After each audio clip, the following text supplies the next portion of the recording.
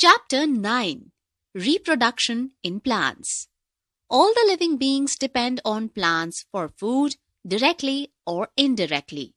Not only food, we get many other useful things from plants. The most important of all is that they give us oxygen, a gas that is vital for all the living beings to live. Thus, plants act as the earth's lungs. Since plants are living things, they grow, live for a definite period of time, and finally die. In order to continue their race, plants also need to reproduce. The process through which a living being gives birth to its young ones is called reproduction. Plants reproduce from spores, seeds, or any other body parts. Reproduction from spores. Some plants, like ferns, mushrooms, and mosses, do not have flowers or fruits. So, they do not produce seeds.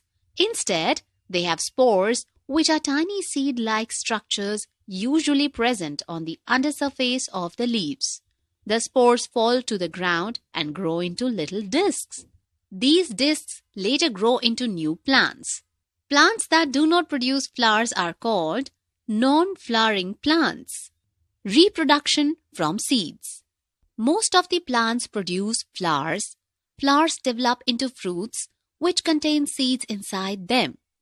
Each seed grows into a new plant if it gets sufficient air, water, and sunlight. A flowering or fruit-bearing plant produces many seeds. It is because every seed does not get a chance to grow into a new plant. Some die due to unfavorable conditions like excess water, extreme cold, or hot conditions. Some are eaten by humans, animals, birds, and insects, and some do not grow well. Inside a seed. A seed has three main parts: seed coat, seed leaves, and embryo or baby plant. The outer covering of a seed is called seed coat. It protects the seed. The seed leaves or cotyledons supply food to the baby plant. The embryo or baby plant grows into a new plant. Some seeds like gram, bean, pea, and other pulses have two seed leaves. Other seeds like wheat, maize, and rice have only one seed leaf. Germination of a seed. The process of growing a baby plant from a seed is called germination. A seed germinates only when it gets the right conditions, otherwise it remains inactive. When the seed gets the right amount of air, water, and warmth, it starts germinating. Air supplies itself to the seed for breathing of baby plant. Water softens its seed's coat and also changes food in the seed's leaves or cotyledons into a soluble form for the use of the baby plant. Warmth from sunlight makes the baby plant's leaf to begin photosynthesis.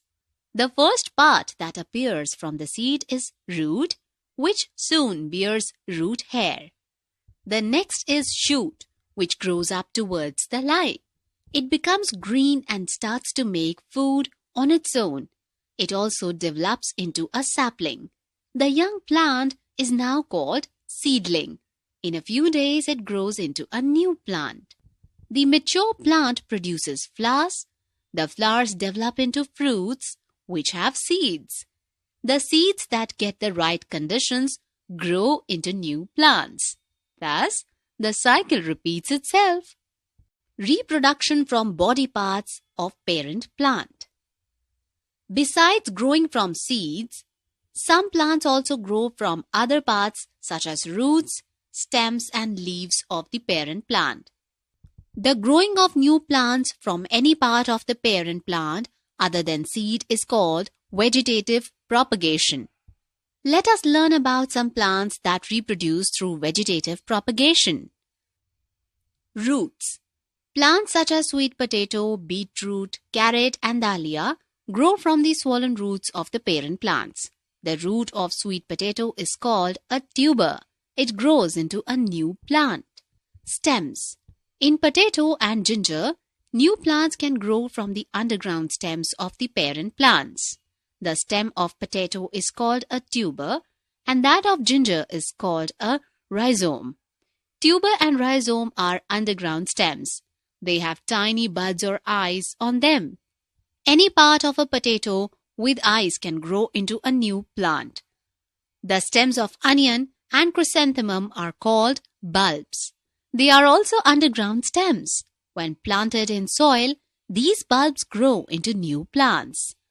Plants like strawberry, grass, and mint grow out from side shoots or stems called runners. Whenever a runner comes in contact with the soil, it produces its own roots and grows into a new plant. Leaves. Some plants such as Bryophyllum and Mexican hat reproduce through their leaves.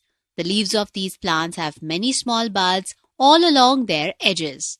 When these buds fall onto the ground, they take roots and grow into new plants independent